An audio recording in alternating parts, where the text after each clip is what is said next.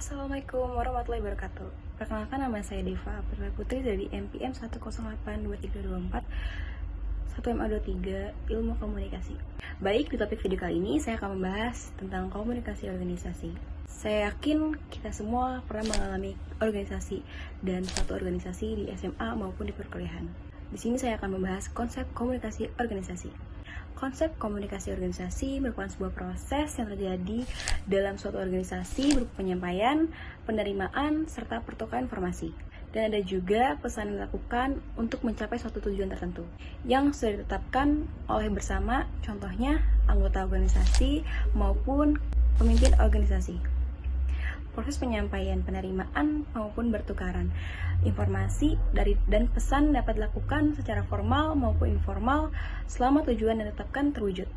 Baik, di topik selanjutnya kita akan membahas tentang teori komunikasi organisasi. Teori struktural klasik menurut Fayol, teori ini menjelaskan bahwa organisasi digambarkan sebagai sebuah lembaga yang sentral akan tugas-tugasnya, memberikan petunjuk mekanisme strukturalnya yang bersifat kaku, monoton, dan tanpa inovatif. Selain itu, teori ini memiliki 4 kondisi pokok antara lain.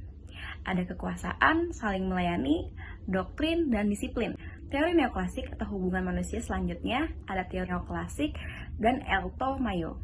Teori ini mengacu pada pentingnya aspek psikologis sosial karyawan sebagai seorang individu dan kelompok pekerja. Baik, selanjutnya kita akan membahas ke teori fusi Bakke. Teori ini diperkenalkan oleh Bakke pada tahun 1957. Agaris menyempurnakan pendapat Bakke. Teori fusi ini berawal dari kesadaran Bakke pada tahun 1950. Kesadaran ini mengenai kepuasan minat manusia yang berbeda-beda dalam suatu biorotasi maupun organisasi. Bakke berpendapat bahwa organisasi pada tahap-tahap tertentu akan mempengaruhi seorang individu. Sementara, saat pada yang sama pula, individu memberikan pengaruh pada organisasi yang diperkenalkan oleh organisasi. Fenomena tersebut menyebabkan pegawai-pegawai menunjukkan ciri-ciri berbentuk organisasi. Lalu topik apa lagi selanjutnya?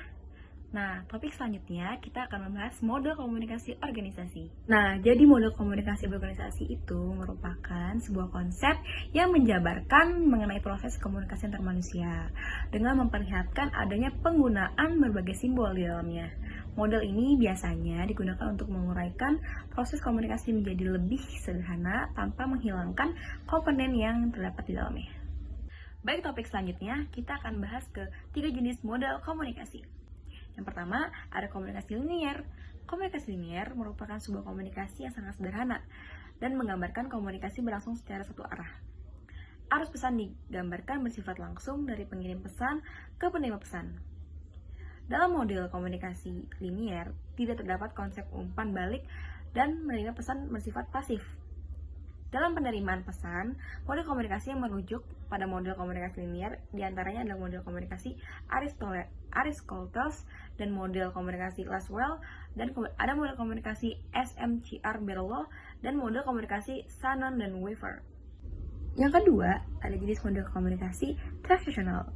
Transaksional adalah model komunikasi yang menekankan pada pentingnya peran pengirim pesan dan menerima pesan dalam proses komunikasi yang berlangsung dua arah. Model komunikasi transaksional mengaitkan komunikasi dengan konteks sosial, konteks hubungan, dan konteks budaya. Dan yang terakhir, ada jenis model komunikasi interaksional. Interaksional merupakan model komunikasi yang menggambarkan komunikasi berlangsung dua arah. Umumnya, model komunikasi tersebut digunakan dalam media baru, seperti internet dan komunikasi modern. Model komunikasi yang berujuk pada model komunikasi interaksi adalah model Osgood dan Scrum.